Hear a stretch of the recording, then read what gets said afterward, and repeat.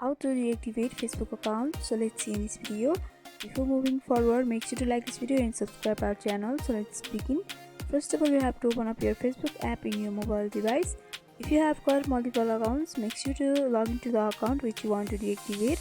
After that, you have to tap on the three bar horizontal line in the right upper corner, and from over here you have to go to the settings option, which is right next to the search bar in the right upper corner.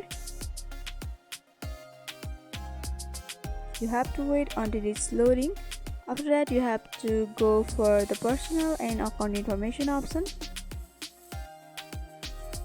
and in the last row you'll be able to see the account ownership and control option, so you have to go through it. And in the second option, you can see there is a deactivation and deletion option. So in order to deactivate your account, you have to move through it. Since we are trying to deactivate, you have to select deactivate account option. Here in my case, the deactivate account is already selected, so you have to continue to account deactivation settings in the blue box in the lower portion. So before deactivating, you have to enter your password. It is necessary because to confirm that it's you that is deactivating your account. After entering your password, you have to go for continue. If you forgot your password, then you can click on forget password option.